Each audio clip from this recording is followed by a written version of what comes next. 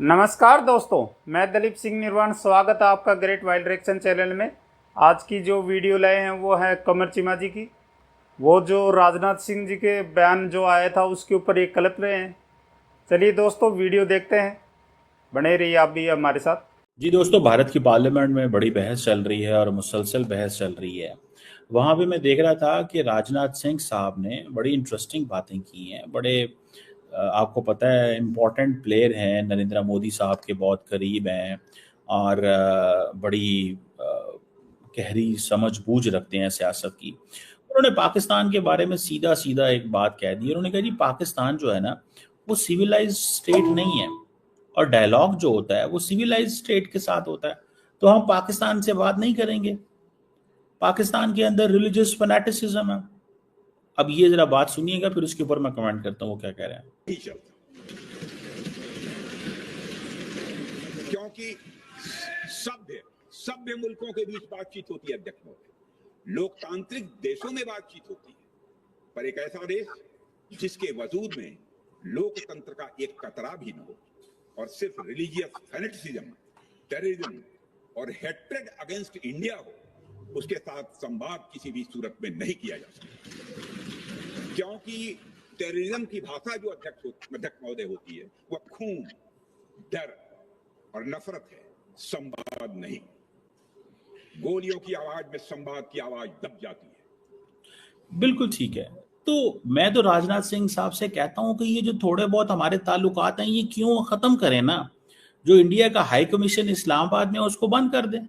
आप कहें जी सॉरी, हमें नहीं इस हाई कमीशन को रखना। भाई हम सिविलाइज्ड नहीं है ना, Pakistan is not civilised nation.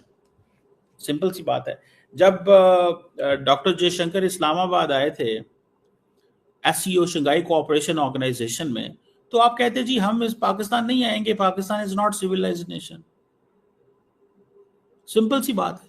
हम एससीओ के मेंबर हैं, आप कहें जी कि पाकिस्तान क्योंकि सिविलाइज्ड नेशन नहीं है हम इसके साथ नहीं बैठ सकते, ना बैठें। हाई कमीशन इस्लामाबाद में बंद कर दें, पाकिस्तान का हाई कमीशन दिल्ली में बंद कर दें। We are not civilised nation. ये जो बातें आप लेके चल रहे हैं, ठीक है आपने लंबा फैसला कर लिया है। ये चीज मैं कहता हूं, ये चीज तो मैं कहता हूं कि पाकिस्तान की सरकार को समझ जानी चाहिए कि भाई साहब आप क्या सोच रहे हैं और क्या कर रहे हैं। They are playing a bigger game. वो लंबी गेम खेल रहे हैं। वो 2029 की नहीं, वो 2039 तक की गेम खेल रहे हैं और सोच रहे हैं 2039। सो पॉइंट ये है कि अब अगर भारत ने ये फैसला कर लिया है तो ठीक है, नो प्रॉब्लम, कोई बात नहीं। ममालिक देखें दुनिया में, आप पाकिस्तान से ना राब्ता करेंगे तो क्या होगा? कुछ भी नहीं होगा। कोई भारत की ये कोई वो कोई भारत वो कोई पीछे थोड़ी रह जाएगा। जरूरत ही नहीं है भारत को हमारी। मैं एग्री करता हूं इस चीज से। राजनाथ सिंह साहब आप फैसला करें। आप अपने आपने फॉर एग्जांपल यहां से फैसला किया कि आप तमाम जो मिलिट्री एयर और नेवल जो अताशीज हैं यहाँ इस्लामाबाद में, उनको आपने वापस बुला लिया। दैट्स एक्सीलेंट, बहुत अच्छा किया आपने, जबरदस्त। जो बाकी लोग हैं उनको भी बुला लें क्योंकि हम सिविलाइज नहीं है। सवाल सिर्फ इतना है, ये पॉलिटिक्स जो आप कर रहे हैं ना, ये लंबी पॉलिटिक्स कर रहे हैं। ये 2040 तक आपने एंटी पाकिस्तान नैरेटिव चलाना है और अवाम को देखें। आपने sometimes what you do, you externalise a threat. आप थ्रेट को एक्सटर्नलाइज करते हैं, ठीक है जनाब, आप थ्रेट को एक्सटर्नलाइज करते हैं। जब आप थ्रेट को एक्सटर्नलाइज करते हैं तो देन क्या होता है? आप अपनी वो जिसे कहते हैं ना जो सिचुएशन है उसको दुनिया के सामने एक्सप्लेन करते हैं। आप अपना थ्रेट को एक्सटर्नलाइज आपने किया कि जी पाकिस्तान एक एनिमी है, हमारा दुश्मन है, वो ऐसा है, वो दहशतगर्द है, वो बुरा है, वो बिल्कुल अच्छा नहीं है। उनका उन्होंने मतलब आपने हर तरह की जो पोजीशन है पाकिस्तान की उसके बारे में यही कहा है कि हमें इनसे बात ही नहीं करनी, हम इनसे इंगेज ही नहीं करना चाहते। दैट्स फाइन, एक्सीलेंट, मैं समझ गया ये बात को, जबरदस्त। तो फिर ये जो छोटे मोटे राब्ते हैं ये बंद कर देना यार, दीवार लगा दें। भारत और पाकिस्तान के बॉर्डर के ऊपर आप कोई 50-50 फुट 40-40 फुट की दीवार ले गए ना राजनाथ सिंह साहब। और आप क्यों आए थे जब पाकिस्तान में, जब सार्क का एक इवेंट हुआ था, तो आप तब होम मिनिस्टर थे, तो आपको नहीं था पता हम सिविलाइज नहीं है? तो आप तब ना आते home minister, as a home minister, और कहते यार सॉरी मैं पाकिस्तान नहीं जाऊंगा, आप सिविलाइज नहीं है, आप सिविलाइज नहीं है, मैं नहीं आऊंगा। समझ रहे हैं? ये पॉलिटिक्स है, सबको पता है पॉलिटिक्स। ये भारत के मीडिया को भी पता है पॉलिटिक्स है, ये भारतीय हुकूमत को भी पता है पॉलिटिक्स है। अवाम को उसका जो है टेम्परेचर ऊपर किया जा रहा है। ठीक है जी, एक इवेंट हो गया, उसके बाद टेम्परेचर ऊपर हो गया, एंड देन फिर अगले कई साल उस पर गुजर जाएंगे। सियासत चलेगी, सियासत करेंगे, हम करें सियासत, हमें तो कोई इतराज नहीं है। ये इंडिया की आवाम का फैसला है, तो 100 बिस्मिल्लाह वेलकम, 100 बिस्मिल्लाह वेलकम। आज जो भारत की पार्लियामेंट के अंदर जो बहस हो रही है, जो बातें हो रही हैं, वो क्या हो रही हैं? आप जब वो जिसे कहते हैं ना कि आज बहस जो हो रही है, वो क्या बहस हो रही है? हमें पाकिस्तान नहीं चाहिए, पाकिस्तान बुरा है, पाकिस्तान अच्छा नहीं है, पाकिस्तान जो है ना, यही बातें हो रही हैं ना। तो भाई क्यों अहमियत देते हैं पाकिस्तान को आप अहम इतनी? जाए दुनिया में किसी कोई दूसरा मुल्क आप जैसा को निकाल के लाएं जो कि पाकिस्तान सिविलाइज नहीं है। जाए भूटान से स्टेटमेंट दिलवा दें, जाए, भूटान सबसे छोटा मुल्क है ना आपके पास है, आपने उसके फॉरेन अफेयर्स को भी कंट्रोल किया है।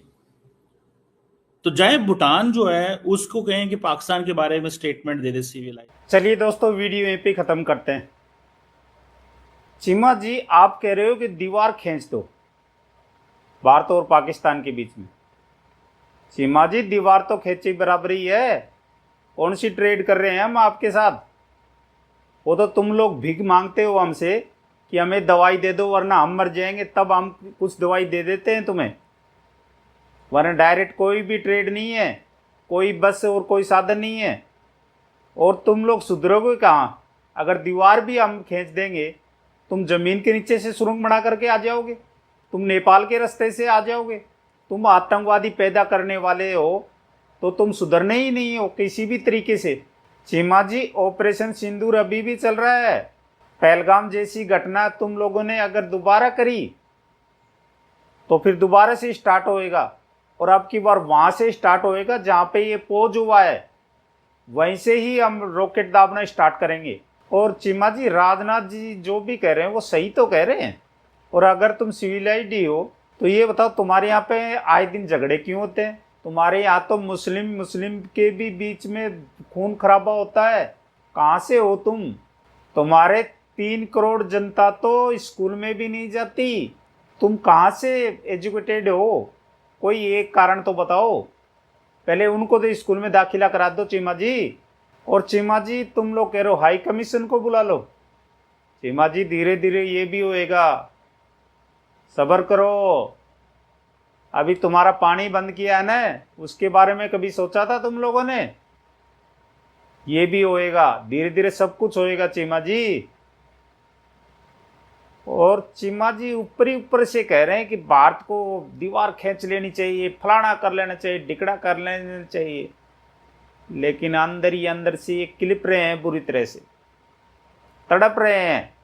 कैसे भी करके ये मोदी जी की सरकार गिरे और वहाँ पर कांग्रेस की सरकार आ जाए और हम लोग भारत के साथ पहले जैसा ही करने लग जाएं, आतंकवादी भेजते रहें, इधर से कोई एक्शन ना हो, यही ना। अब अगर कांग्रेस की सरकार भी आएगी तो उसको भी एक्शन लेना पड़ेगा, मजबूर हो जाएगी वो देख चुकी है 15 साल में कितना बदल गया है अब इंडिया। अब कांग्रेस की सरकार आएगी तो भी उसको भी एक्शन लेना पड़ेगा। भूल जाओ जो तुम लोगों ने ताज होटल में किया था और हम लोग चुप थे, हमने कुछ नहीं किया था, भूल जाओ। अब भेजोगे आतंकवादी, उसको शहीद भी करेंगे और घर के अंदर घुस के भी मारेंगे हम। और चीमा जी, आपने एक प्रोपेगेंडा तो फिर भी इसमें कर ही दिया चुपके से। आपने बोला है भूटान के लिए कि भारत की इंटरफेयर से ही वहाँ पे राजनीति या गतिविधि चेंज होती है। चीमा जी, ऐसा प्रोपेगेंडा मत करो।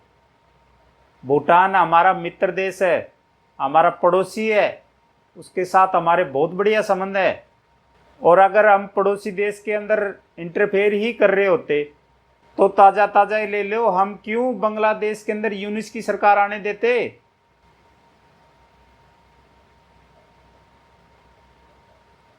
क्यों भाइयों, आपकी इसके बारे में क्या राय है, आप हमें कमेंट करके जरूर बताना। और अगर पहली बार आप इस चैनल पर आए हैं तो इस चैनल को सब्सक्राइब जरूर कर लेना। और अगर ये वीडियो आपको बढ़िया लगी है तो इस वीडियो को एक लाइक जरूर कर देना। तो फिर मिलते हैं फिर किसी नए वीडियो में नए टॉपिक के साथ, तब तक के लिए नमस्कार।